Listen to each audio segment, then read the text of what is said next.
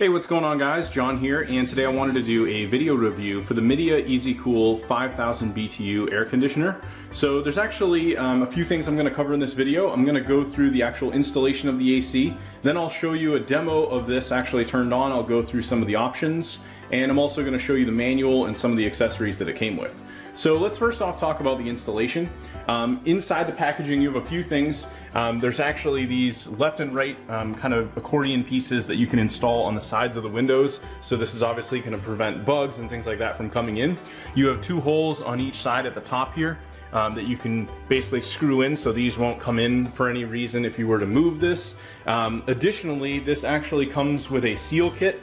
I decided not to install this for now because I may be moving this to another room. But you do have a nice seal kit here and some accessories for mounting the AC, so it's not going to necessarily fall out of the windows easy, as opposed to just using the bar here along the top.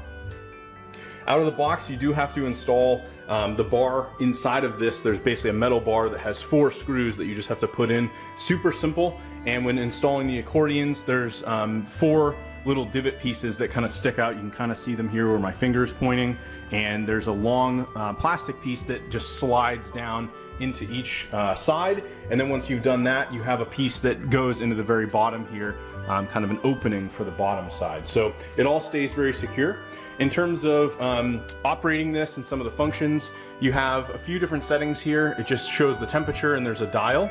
So you can go all the way from setting of 1 all the way to 7, 1 being the minimum, 7 being the max.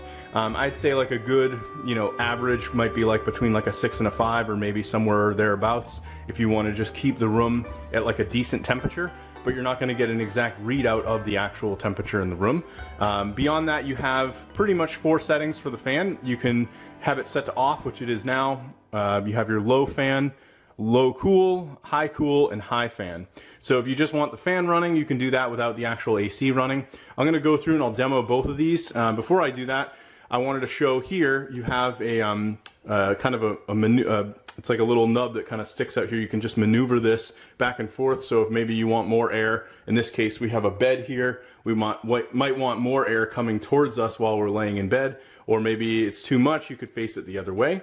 You also have a standard filter here on the side, so this basically pops out, and over time this will collect dust. You could just run this through like a sink, something like that, clean it off, wipe it down, let it dry, and then put it back in and you're good to go.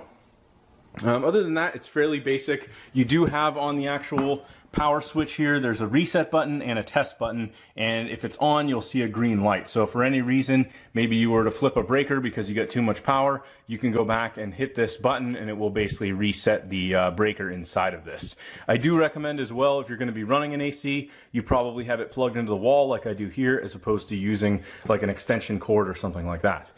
So let's go ahead and do a little demo. I'm going to go ahead, and right now it's set to 5. I'm going to do the fan mode first.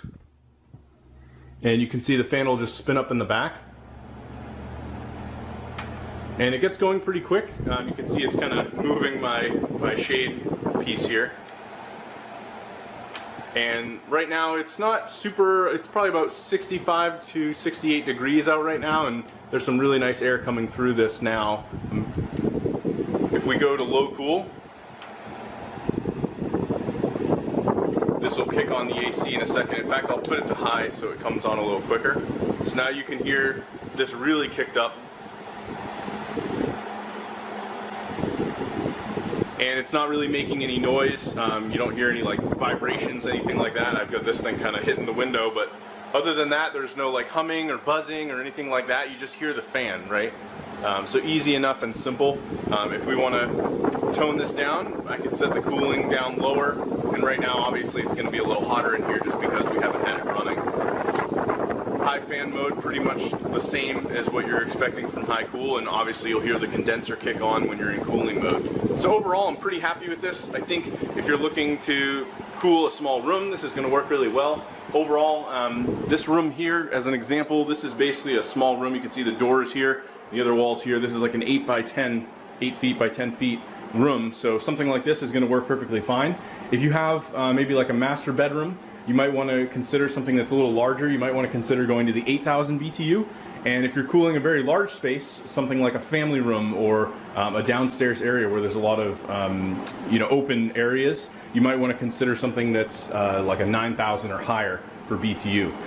Overall, if you've got a small room, this should do just fine, but I don't recommend it for something that's going to be like an open space like family room where you're going to need a lot of cooling. Overall, very happy with the unit, and it was very easy to set up.